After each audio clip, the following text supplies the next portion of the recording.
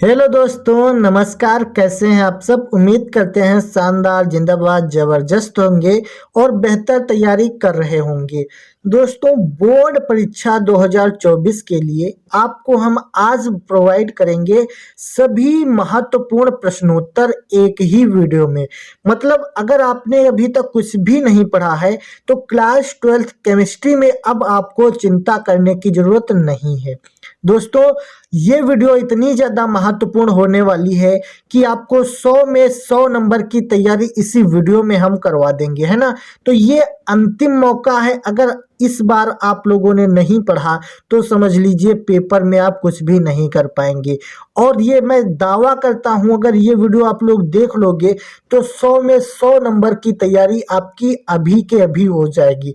इसलिए वीडियो को स्किप नहीं करना है, लास्ट तक देखना। बहुत ही ज़्यादा महत्वपूर्ण वीडियो है, ठीक है ना।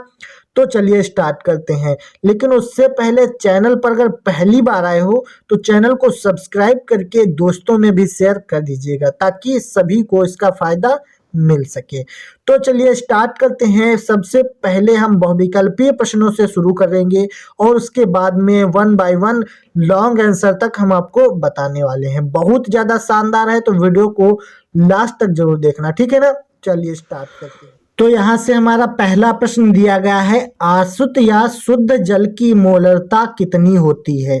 दोस्तों, ऐसा कोई क्वेश्चन नहीं है जो कम से कम 4 से 5 बार ना पूछा गया हो, है ना। तो बहुत ज्यादा मोस्ट इंपॉर्टेंट क्वेश्चन है, तो ध्यान से समझना।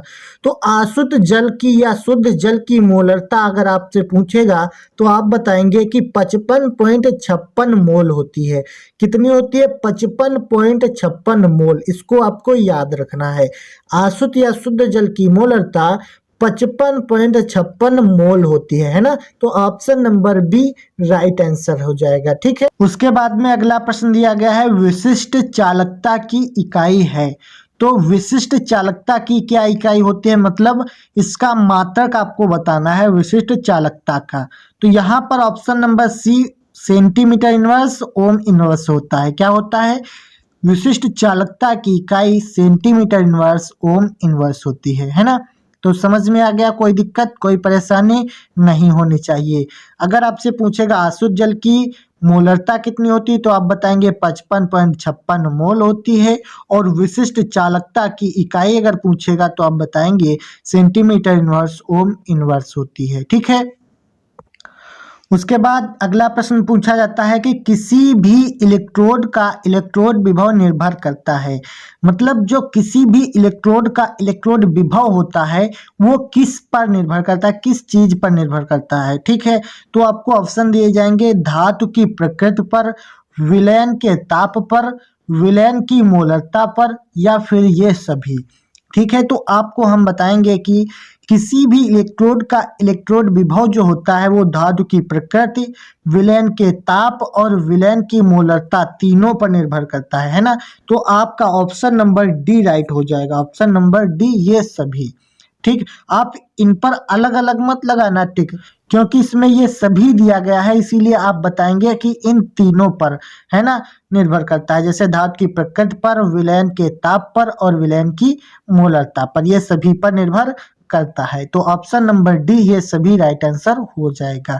यहाँ तक कोई दिक्कत, कोई परेशानी हो तो आप लोग कमेंट कर सकते हैं, ठीक है ना।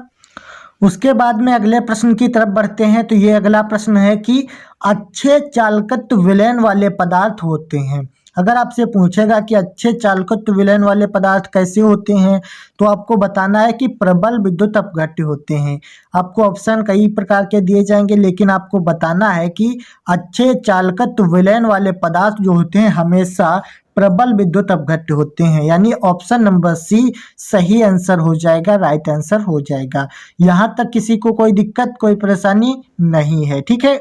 उसके बाद में अगला प्रश्न देखते हैं। यह क्वेश्चन दिया गया है कि निम्न में से कौन सी धातु सरलता से ऑक्सीकृत हो जाती है। निम्न में से कौन सी धातु सरलता से ऑक्सीकृत हो जाती है, ये आपको बताना है। तो यहाँ पर आपको दिया गया है कॉपर, एजी मतलब सिल्वर, एल्युमिनियम और प्लेटिनम। तो आपको बताना चाहेंगे कि कौन सी धातु पूछ रहा है, सरलता से ऑक्सीकृत हो जाती है।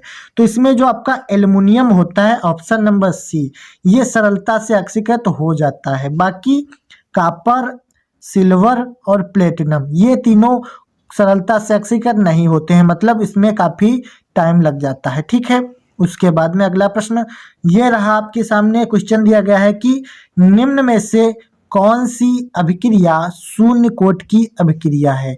ध्यान से समझना, बहुत इंपॉर्टेंट क्वेश्चन है। कौन सी अभिक्रिया शून्य कोट की अभिक्रिया है? तो हमने आपको पहले भी बताया था, जो H2 + Cl2 होती है वो क्या होती है, आपकी शून्य कोट की अभिक्रिया होती है। तो ऑप्शन नंबर डी, इनमें आपको ज़्यादा कंफ्यूज नहीं होना है, सिर्फ यही एक शून्य कोट की अभिक्रिया होती है। H2 + Cl2 gives out 2HCl। ठीक है, तो ऑप्शन नंबर डी आपका राइट आंसर हो जाएगा, शून्य कोट की अभिक्रिया।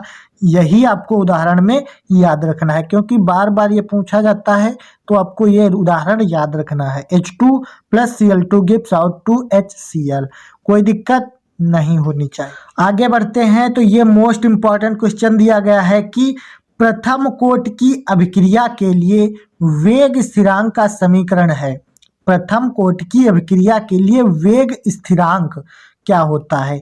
अब आपको बताना है कि उसका सूत्र क्या होता है, प्रथम कोट की अभिक्रिया वाला, है ना। तो आपका option number A right answer हो जाएगा। इसमें क्या दिया गया है, के बराबर 2.30 अपान क्या है, 2.303 अपान टी log 10 a/a-x, यही आपका राइट आंसर होता है। ये हमने आपको कई बार बताया है। ठीक, के बराबर 2.303 अपान टी log 10 बेस a/a-x। ठीक है, बाकी सारे ऑप्शन आपके गलत हो जाएंगे। तो उम्मीद करते हैं यहाँ तक वीडियो आपको अच्छी लगी है, तो वीडियो को लाइक करिए, चैनल पर नए हो तो सब्सक्राइब करिए। आगे बढ़ते हैं अब यहाँ से अपने मोस्ट इम्पॉर्टेंट क्वेश्चन की तरफ। तो यहाँ से देखते हैं अपने बहुत आसान प्रश्न, जो कि बहुत ज़्यादा इम्पॉर्टेंट हैं और बार बार बोर्ड में पूछे जाते हैं। ठीक है, तो पहला प्रश्न है, मोलरता को उदाहरण सहित समझाइए। मोलरता क्या होती है? इस प्रकार से आपको न्यूमेरिकल बहुत ज़्यादा इसमें पूछे जाते हैं और इसकी परिभाषा भी कभी कभी पूछ ली जाती है। तो चलिए समझते हैं मोलरता क्या होती है। देखिए, इसमें दिया गया है कि किसी विलयन की मोलरता उस विलयन के प्रति लीटर आयतन में घुले हुए ग्राम अणुओं की संख्या के बराबर होती है। समझ में आ रहा? मतलब किसी विलयन की मोलरता उस विलयन के प्रति लीटर आयतन में घुले हुए ग्राम अणुओं की संख्या के बराबर होती है। मतलब मोलरता बराबर विलेय का भार बटे विलेय का अणुभार, उसके बटे में क्या हो जाएगा, विलयन का आयतन, वो भी किसमें, लीटर में। ये आपका फार्मूला होता है। मतलब विलेय का भार बटे विलेय का अणुभार और पूरे के बटे में आ जाएगा विलयन का आयतन लीटर में। ठीक है ना, कोई दिक्कत कोई परेशानी नहीं है। m बराबर W स्मॉल वाला बटे स्मॉल m और पूरे के बटे में हो जाएगा v क्या होता है, आयतन, वो भी लीटर में। तो आप चाहे तो ये सूत्र याद रख सकते हैं, चाहे आपको हिंदी में याद रखना है तो आप ये वाला याद रख सकते हैं।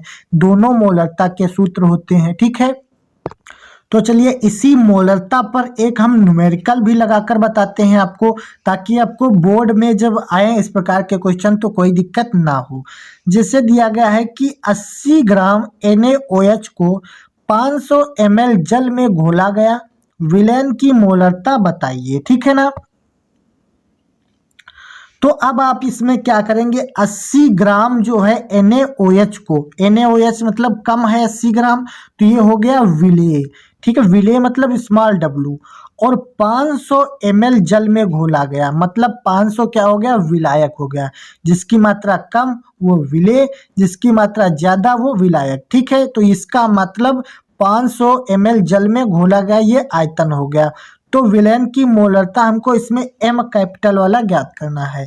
तो देखिए NaOH, इसका पहले हम क्या निकालेंगे, परमाणु क्रमांक निकालेंगे। क्या निकालेंगे, विलेय का अणुभार जो होता है, Na का कितना होता है, 23 होता है। ठीक है, तो Na का हो जाएगा 23, A का कितना होता है, यानी O का कितना होता है, 16, ठीक है, और H का कितना होता है, 1 होता है।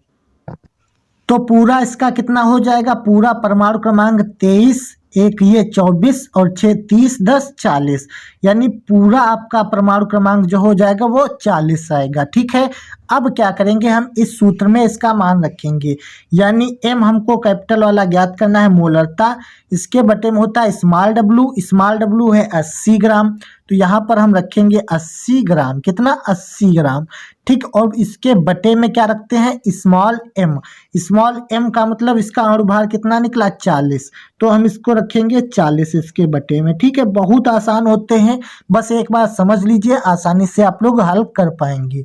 फिर इसके पूरे के बटे में दिया जाता है ना v, तो इसके पूरे के बटे में 500 ml जल है, तो हम इसमें रखेंगे 500 ml। ठीक, तो अब ml है और इसमें चाहिए क्या, लीटर में, क्वेश्चन में दिया गया है लीटर में होना चाहिए। तो देखिए यहाँ पर 500 को हम लीटर में बदलने के लिए 1000 से भाग दे देंगे। ठीक है, इतना क्लियर है, क्योंकि जब कोई लीटर में होता है, क्योंकि 1 लीटर में 1000 मिलीलीटर होते हैं, ml होते हैं, तो हम इसको 1000 से भाग दे देंगे तो ये लीटर में हो जाएगा। और ये वाला तो स्मॉल m दिया हुआ है और ये क्या दिया गया है, स्मॉल w दिया गया है। ठीक है, कोई दिक्कत। तो अब देखिए ये 40 एकम 40 और 40 दूना 80, ये 2 बार जाएगा। ठीक है, 500 एकम 500, 500 दूना 1000। ठीक, ये इस प्रकार से कट जाएगा। अब देखिए यहाँ पर जो 1 कटा, इसकी गुणा इससे हो जाएगी। ठीक है, इससे, यानी ये आपस में दोनों गुणा हो जाएंगे और नीचे वाला जो होगा वो ऊपर गुणा होगा, तो 1 की गुणा 1 से और 2 की गुणा 2 से, तो यहाँ से क्या आ जाएगा 2 गुणे 2। ठीक, बटे में 1 आएगा, उसका कोई मतलब नहीं है, मतलब यहाँ से m जो आपका निकलेगा, m आपका 4 आ जाएगा। ठीक है, 4 ग्राम प्रति लीटर, कितना आ जाएगा, 4 ग्राम प्रति लीटर, क्योंकि हमने लीटर में निकाला है तो यही आपका आंसर हो जाएगा। ठीक है ना, तो यहाँ तक कोई दिक्कत, कोई परेशानी नहीं होनी चाहिए, ये आपका आंसर हो जाएगा। इस प्रकार से आपको न्यूमेरिकल लगाने हैं, बहुत आसान होते हैं, आप लोग प्रैक्टिस कर लीजिएगा। ठीक है, उसके बाद में बढ़ते हैं अपने मोस्ट इम्पॉर्टेंट क्वेश्चन की तरफ। तो ये हमारा अगला प्रश्न है, बहुत ज़्यादा इम्पॉर्टेंट और कई बार पूछा गया है। कह रहा है कि नेरनस्ट समीकरण लिखिए तथा इसकी एक उपयोगिता लिखिए। मतलब नेरनस्ट समीकरण क्या होता है ये आपको बताना है, और इसकी उपयोगिता मतलब इसका उपयोग कहाँ किया जाता है वो भी आपको बताना है। कोई दिक्कत, कोई परेशानी नहीं है। आगे बढ़ते हैं। तो नेरनस्ट समीकरण क्या होता है कि इलेक्ट्रोड विभव तथा विलयन के सांद्रण के मध्य संबंध को दर्शाने वाली समीकरण नेरनस्ट समीकरण कहलाती है। ठीक है, बहुत आसान है, ज़्यादा कुछ टेंशन नहीं लेना है। अगर पूछेगा सिर्फ नेरनस्ट समीकरण तो आप बताएंगे कि इलेक्ट्रोड विभव तथा विलयन के सांद्रण के मध्य संबंध को दर्शाने वाली समीकरण नेरनस्ट समीकरण कहलाती है। ठीक है, अब इसका ये फार्मूला होता है E बराबर ई नॉट माइनस, यहाँ पर माइनस है, E बराबर E naught minus 2.303 RT upon NF log 10, ये log 10 बराबर नहीं लगाएंगे, log 10 के बीच में 1 अपान m प्लस। ठीक है, मतलब E बराबर E naught minus 2.303 RT upon NF log 10 base 1 upon m plus, ये आपकी होती है नेरनस्ट समीकरण। बस इतना ही आपको लिखना है, इसमें इसके ज़्यादा कुछ भी नहीं लिखना है। ठीक है, उसके बाद में अगर पूछ रहा है कि उसकी उपयोगिता लिखिए, तो आपको ये उपयोगिता कहाँ होती है इसकी वो भी बताना है। मतलब विद्युत रासायनिक सेल की कमी, क्षमता या वोल्टेज को खोजने के लिए नेरनस्ट समीकरण का उपयोग किया जाता है। क्या समझे, विद्युत रासायनिक सेल की कमी, क्षमता या वोल्टेज को खोजने के लिए क्या किया जाता है, नेरनस्ट समीकरण का उपयोग किया जाता है। तो ये आपका पूरा लॉन्ग पूछा जाता है, कभी कभी 3 नंबर में और कभी कभी 5 नंबर में। तो आपको याद रखना है नेरनस्ट समीकरण और इसकी उपयोगिता। ठीक है, कोई दिक्कत कोई परेशानी नहीं होनी चाहिए। अगर आपको वीडियो अच्छी लग रही है तो चैनल पर नए हो तो सब्सक्राइब करो और दोस्तों को शेयर कर दीजिएगा, ठीक है। वन शॉट वीडियो में पूरी केमिस्ट्री खत्म होने वाली है। आगे बढ़ते हैं और मोस्ट इम्पॉर्टेंट क्वेश्चन देखते हैं। तो यहाँ से आपके लॉन्ग क्वेश्चन स्टार्ट हो रहे हैं और ये बहुत ज़्यादा इम्पॉर्टेंट क्वेश्चन है। ये कम से कम आपके 4 से 5 बार पूछे जा चुके हैं। तो यहाँ से ध्यान से समझना वीडियो को और बिल्कुल भी स्किप नहीं करना। चलिए देखते हैं। क्वेश्चन नंबर दिया गया है कि संक्रमण तत्व क्या है। ध्यान से समझिए, संक्रमण तत्व क्या है अथवा संक्रमण तत्वों को डी ब्लॉक के तत्व क्यों कहते हैं, इनकी 4 विशेषताओं को लिखिए। ठीक है, इस प्रकार से आपसे क्वेश्चन पूछे जाते हैं। मतलब आपसे पूछा जाएगा तो लॉन्ग होगा, इसमें 3-4 क्वेश्चन बन रहे होंगे, तो आपको सभी का 1 बाय 1 आंसर करना पड़ता है। जैसे इसमें पूछ रहा है कि संक्रमण तत्व क्या है, संक्रमण तत्वों को डी ब्लॉक के तत्व क्यों कहते हैं और इनकी 4 विशेषताओं को लिखिए। तो चलिए स्टार्ट करते हैं। संक्रमण तत्व, तो इसमें देखिए, वे तत्व जिनमें इलेक्ट्रॉन उपांतिम ऊर्जा स्तरों के डी कक्षकों में भरे जाते हैं डी ब्लॉक के तत्व कहलाते हैं। ठीक है, अब जैसे पूछा गया संक्रमण तत्वों को डी ब्लॉक के तत्व क्यों कहते हैं, तो आप बताएंगे वे तत्व जिनमें इलेक्ट्रॉन उपांतिम ऊर्जा स्तरों के डी कक्षकों में भरे जाते हैं डी ब्लॉक के तत्व कहलाते हैं। इतना क्लियर है। उसके बाद में अब कह रहा है कि संक्रमण तत्व क्या है, तो इसमें हम लिखेंगे कि वे तत्व, ये तत्व एस तथा पी ब्लॉक के मध्य स्थित होते हैं, इसलिए इन्हें संक्रमण तत्व कहते हैं। मतलब एक एस ब्लॉक है, एक पी ब्लॉक है, इनके बीच में स्थित हैं। तो जब बीच में स्थित होंगे तो एस ब्लॉक और पी ब्लॉक दोनों का इसमें संक्रमण फैल जाएगा, इसीलिए इसमें क्या कहते हैं, संक्रमण तत्व कहते हैं। मतलब समझ में आ गया, ये एस तथा पी ब्लॉक के मध्य स्थित होते हैं, इसीलिए इन्हें संक्रमण तत्व कहते हैं। क्लियर है, कोई दिक्कत नहीं है। उसके बाद में अब इसमें कह रहा है कि इसकी 4 विशेषताओं को लिखिए। तो संक्रमण तत्वों की 4 विशेषताएं कौन सी होती हैं वो भी आपको लिखना पड़ेगा, है ना। क्योंकि जो इसमें अगर पूछ रहा है 5 नंबर का क्वेश्चन है तो आपको 5 नंबर जितना लिखना तो पड़ेगा ना। तो 2 क्वेश्चन ऊपर पूछे संक्रमण तत्व क्या है और इन्हें डी ब्लॉक के तत्व क्यों कहते हैं, तो इतना हमने बता दिया। अब कह रहा है कि इनकी 4 विशेषताओं को लिखिए, तो हम अब बताएंगे इनकी 4 विशेषताएं। जैसे नंबर 1 पर इनकी विशेषता है कि इनमें धात्विक चालकता उपस्थित होती है। मतलब संक्रमण तत्वों में धात्विक चालकता होती है। ठीक है, धात्विक चालकता क्या मतलब होता है, जैसे धातुओं में चालकता होती है, इलेक्ट्रॉन पाए जाते हैं, उसी प्रकार इन तत्वों में भी धात्विक चालकता होती है। पहला पॉइंट क्लियर। उसके बाद में कहता है कि ये संकर आयन बनाते हैं। ठीक, संकर आयन बनाते हैं। और अब फिर तीसरा नंबर है कि ये रंगीन लवण बनाते हैं। मतलब ये संकर आयन बनाते हैं और रंगीन लवण बनाते हैं। ठीक है, इतना क्लियर। उसके बाद में कह रहा है कि ये अनुचुंबकीय गुण तथा उत्प्रेरण गुण प्रदर्शित करते हैं, मतलब दर्शाते हैं। तो ये इनकी 4 विशेषताएं हैं। ये धात्विक चालकता उपस्थित होती है, मतलब इनमें धात्विक चालकता उपस्थित होती है, ये संकर आयन बनाते हैं, ये रंगीन लवण बनाते हैं और ये अनुचुंबकीय गुण तथा उत्प्रेरण गुण दर्शाते हैं। उत्प्रेरण का मतलब होता है जो अभिक्रिया की शक्ति को बढ़ा देता है, मतलब उसकी दर को बढ़ा देता है, तो ये होता है उत्प्रेरण। तो इसमें अनुचुंबकीय और उत्प्रेरण दोनों गुण प्रदर्शित होते हैं। ठीक है, यहाँ तक क्लियर है। क्वेश्चन नंबर मोस्ट इंपॉर्टेंट है संक्रमण तत्व वाला, ये आपको याद रखना है। आप जल्दी से स्क्रीनशॉट लीजिए, फिर आगे बढ़ते हैं। उसके बाद में ये वाला क्वेश्चन बहुत ही ज़्यादा इम्पॉर्टेंट है और इसको आप इग्नोर बिल्कुल भी मत करिएगा, क्योंकि ये 4 से 5 बार पूछा जा चुका है, वो भी किसमें, लॉन्ग आंसर में। आप चाहे जो अनसॉल्व पेपर उठाकर देख लीजिए, उसमें आपको ये क्वेश्चन हर हालत में मिलेगा। ठीक है, तो चलिए स्टार्ट करते हैं।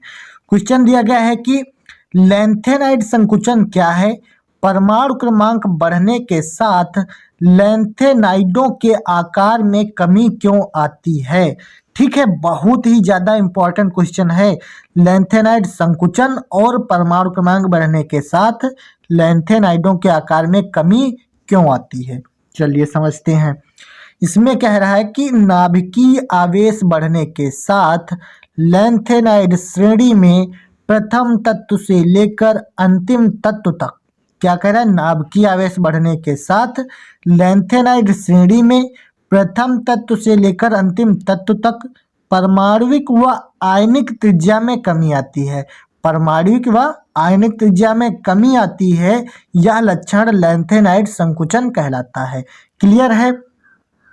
क्योंकि नाभिकीय आवेश बढ़ने के साथ जो उसमें श्रेणी में लैंथेनाइड श्रेणी में परमाणुविक आयनिक त्रिज्या में कमी आती है, इसी को हम लैंथेनाइड संकुचन कहते हैं। ठीक है, क्लियर है? उसके बाद में अब इसमें जैसे दूसरा प्रश्न दिया गया है, परमाणु क्रमांक बढ़ने के साथ लैंथेनाइडों के आकार में कमी क्यों आती है, तो इसको समझते हैं। जैसे इसमें लिखेंगे कि यह संकुचन एफ कोष के इलेक्ट्रॉनों के दुर्बल परिरक्षण प्रभाव के कारण होता है। जैसे अगर इसमें और क्वेश्चन पूछेगा कि यह संकुचन जो है वो क्यों होता है, तो आप बताएंगे यह संकुचन एफ कोष के इलेक्ट्रॉनों के दुर्बल परिरक्षण प्रभाव के कारण होता है। परिरक्षण का मतलब उसका रक्षण करना, ठीक है। इसका परिरक्षण प्रभाव मतलब इसकी रक्षण क्षमता जो है वो कम होती है, उसी के कारण ये होता है लैंथेनाइड संकुचन। फिर कह रहा है कम प्रभावी परिरक्षण प्रभाव नाभिक के आकर्षण बल को संतुलित नहीं कर पाता है, परिणाम स्वरूप नाभिकीय आकर्षण अधिक रहता है। मतलब जो कम प्रभावी परिरक्षण प्रभाव है वो नाभिक के आकर्षण बल को संतुलित नहीं कर पाता है, इसीलिए क्या होता है, नाभिकीय आकर्षण अधिक रहता है। अतः क्या होगा, इन तत्वों के आकार में कमी आ जाती है। ठीक, जैसे इसमें पूछ रहा था कि परमाणु क्रमांक बढ़ने के साथ लैंथेनाइड के आकार में कमी क्यों आती है, तो आप यही बताएंगे कि कम प्रभावी परिरक्षण प्रभाव के कारण नाभिक के आकर्षण बल को संतुलित नहीं कर पाता है, परिणाम स्वरूप नाभिकीय आकर्षण बल अधिक रहता है, अतः इन तत्वों के आकार में कमी आ जाती है। क्या यहाँ तक क्लियर है? सभी को समझ में आ रहा है? क्वेश्चन बहुत ज़्यादा इम्पोर्टेंट है। अगर आपको बोर्ड में अच्छे नंबर लाने हैं तो इन क्वेश्चनों को तैयार करना ही पड़ेगा, क्योंकि ये ऐसे क्वेश्चन है जो एवरग्रीन है, मतलब हर बार इसमें से क्वेश्चन आपको मिलेंगे, मेरा दावा है। अगर आप लोग याद करोगे तो आप कर पाओगे और 75% आसानी से ला पाओगे। जो कुछ भी नहीं पढ़े हैं ना, जो अच्छा पढ़े हैं वो तो 95% तक लाएंगे, लेकिन हम सबको लेकर के चल रहे हैं, है ना। तो आप अगर कुछ भी नहीं पढ़े हैं फिर भी आप अगर हमसे जुड़ेंगे तो 95 यानी 75% ला सकते हैं। आगे बढ़ते हैं। तो यहाँ से स्टार्ट है हमारा बहुत ही ज़्यादा शानदार और मोस्ट इम्पॉर्टेंट क्वेश्चन। दोस्तों ये क्वेश्चन आप कम से कम 5 से 6 बार बोर्ड एग्जाम में देख चुके हैं, ठीक है। आप कोई भी अनसॉल्व पेपर उठाइए, इसमें आपको ये क्वेश्चन जरूर मिलेगा। चलिए स्टार्ट करते हैं। क्वेश्चन दिया गया है, उपसह संयोजन यौगिकों का वर्नर सिद्धांत क्या होता है। दोस्तों वर्नर सिद्धांत और संयोजकता का सिद्धांत, दोनों सिद्धांत 100% बोर्ड एग्जाम में पूछे जाएंगे, ठीक है। मैं दावे के साथ कहता हूं, आप इसको याद कीजिए और 5 नंबर अभी के भी पक्के कर लीजिए, ठीक है। तो उपसह संयोजन यौगिकों का वर्नर सिद्धांत क्या होता है समझते हैं। जैसे इसमें लिखेंगे कि उपसह संयोजन यौगिकों के गुणों की व्याख्या करने के लिए वर्नर ने एक सिद्धांत प्रस्तुत किया जिसके मुख्य बिंदु निम्न हैं। कुछ बच्चे सीधे ये सिद्धांत लिखते हैं तो आपको पूरे नंबर नहीं मिलते हैं, क्योंकि अगर लॉन्ग में पूछेगा तो लिखने का तरीका भी आपको समझना है। तो इसमें हम पहले यही लिखेंगे कि उपसह संयोजन यौगिकों के गुणों की व्याख्या करने के लिए वर्नर ने एक सिद्धांत प्रस्तुत किया जिसके मुख्य बिंदु निम्न है, ठीक है। फिर आप बिंदु लगाएंगे नंबर 1। फिर इसमें लिखेंगे कि उपसह संयोजन यौगिकों में केंद्रीय धातु 2 प्रकार की संयोजकताएं प्रदर्शित करता है। मतलब उपसह संयोजन यौगिक जो होते हैं उनमें केंद्रीय धातु जो है 2 प्रकार की संयोजकताएं प्रदर्शित करेगा। पहली संयोजकता होगी प्राथमिक संयोजकता और दूसरी होगी द्वितीयक संयोजकता। कोई दिक्कत नहीं है, बहुत आसान है, याद करिए। देखिए, उपसह संयोजन यौगिकों में केंद्रीय धातु 2 प्रकार की संयोजकताएं प्रदर्शित करता है, प्राथमिक संयोजकता और द्वितीयक संयोजकता। कोई दिक्कत नहीं है, ठीक है। आगे बढ़ते हैं। फिर इसमें दूसरा पॉइंट है कि धातु में अपनी प्राथमिक संयोजकता और द्वितीयक संयोजकता दोनों प्रकार की संयोजकताओं को संतुष्ट करने की प्रवृत्ति होती है। पहली है कि यह दो प्रकार की संयोजकताएं प्रदर्शित करता है, प्राथमिक और द्वितीयक। तो फिर इसमें कह रहा है कि धातु में अपनी प्राथमिक और द्वितीयक दोनों प्रकार की संयोजकताओं को संतुष्ट करने की प्रवृत्ति होती है, ठीक है। और फिर तीसरा पॉइंट क्या है? तीसरा पॉइंट है कि प्राथमिक संयोजकताएं आयनित होती हैं जबकि द्वितीयक संयोजकताएं आयनित नहीं होती हैं। यहाँ से आपके बहुविकल्पी प्रश्न पूछे जाते हैं कि उपसंयोजन यौगिकों के वर्णन सिद्धांत में प्राथमिक संयोजकताएं आयनित होती हैं या नहीं होती हैं। तो आपको बताना है कि प्राथमिक संयोजकताएं आयनित होती हैं जबकि द्वितीयक संयोजकताएं आयनित नहीं होती हैं, ठीक है। उसके बाद में अगला प्रश्न है जो बहुत ज़्यादा इंपॉर्टेंट है और बार बार पूछा जाता है, तो इसको भी समझ लेते हैं। क्वेश्चन दिया गया है कि लिगेंड क्या होते हैं, इनके प्रकारों को लिखिए। दोस्तों ये क्वेश्चन आपको हर बार बोर्ड परीक्षा में देखने को मिलता है। तो लिगेंड क्या होते हैं ये समझते हैं और इनके प्रकारों को लिखना है, वो भी हम आपको बताएंगे। तो देखिए, उपसंयोजन यौगिकों में केंद्रीय धातु परमाणु या धातु आयन से एकाकी इलेक्ट्रॉन युग्मों द्वारा सीधे परिबद्ध परमाणु लिगेंड कहलाते हैं। क्या होते हैं? उपसंयोजन यौगिकों में केंद्रीय धातु परमाणु या धातु आयन से एकाकी इलेक्ट्रॉन युग्मों द्वारा सीधे परिबद्ध परमाणु क्या कहलाते हैं? लिगेंड कहलाते हैं, है ना। तो लिगेंड आप समझ गए। अब इसके बाद कह रहा है कि इनके प्रकारों को लिखिए। तो अब आपको यहाँ पर लिगेंड के प्रकार लिखना है। जैसे लिगेंड होते हैं तीन प्रकार के, लिगेंड तीन प्रकार के होते हैं। पहला है एक दंती लिगेंड, दूसरा है द्विदंती लिगेंड और तीसरा है बहुदंती लिगेंड, ठीक है। अगर ये क्वेश्चन आपसे 3 नंबर में पूछा जाएगा तो आपको बस इतना ही लिखना है, मतलब इसकी परिभाषा और इनके प्रकार। 3 प्रकार होते हैं, एक दंती लिगेंड, द्विदंती लिगेंड, बहुदंती लिगेंड और लिगेंड की परिभाषा, ठीक है। 3 नंबर आपके पक्के हो जाएंगे। ज़्यादातर 3 नंबर में पूछा जाता है। अगर कभी बाई चांस 5 नंबर में भी पूछ दे तो आपको यहाँ पर इनका भी विस्तार करना पड़ेगा, मतलब एक दंती लिगेंड क्या होते हैं, द्विदंती लिगेंड क्या होते हैं और बहुदंती लिगेंड क्या होते हैं। फिलहाल अभी तक तो सिर्फ 3 नंबर में पूछा गया है तो इसीलिए हम इतना ही रखते हैं। अगर आपसे ज़्यादा पूछा जाए विस्तार में तो आप इनके बुक से पढ़ लीजिएगा, ठीक है। तो आप इनका विस्तार भी याद कर सकते हैं। उसके बाद में मोस्ट इम्पॉर्टेंट क्वेश्चन ये बार बार पूछा जाता है, ये आपका 3 नंबर में पूछा जाएगा कि उपसह संयोजन संख्या किसे कहते हैं, उदाहरण सहित समझाइए। दोस्तों ये क्वेश्चन वो क्वेश्चन है जो बार बार आपको बोर्ड एग्जाम में रिपीट होते हैं और इनमें से आपको क्वेश्चन देखने को मिलते हैं, ठीक है। तो इनमें से मैं दावा करता हूं अगर ये सारे क्वेश्चन आप तैयार करते हो तो आपको 75 नंबर का पेपर हम करवाएंगे, यानी 70 नंबर का पेपर होता है, उसमें से 65 नंबर हमारी तरफ से पक्के हो जाएंगे, ठीक है। चलिए, उपसह संयोजन संख्या किसे कहते हैं, उदाहरण सहित समझाइए। तो देखिए, संकुल आयन या संकुल यौगिक में केंद्रीय धातु से परिबद्ध दाता परमाणुओं की संख्या धातु की उपसह संयोजन संख्या कहलाती है। क्या होती है?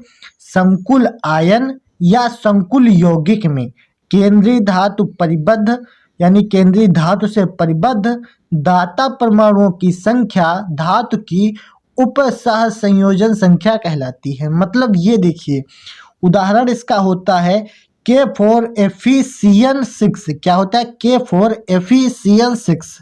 उदाहरण में क्या है? केंद्रीय धातु Fe की उपसह संयोजन संख्या 6 है।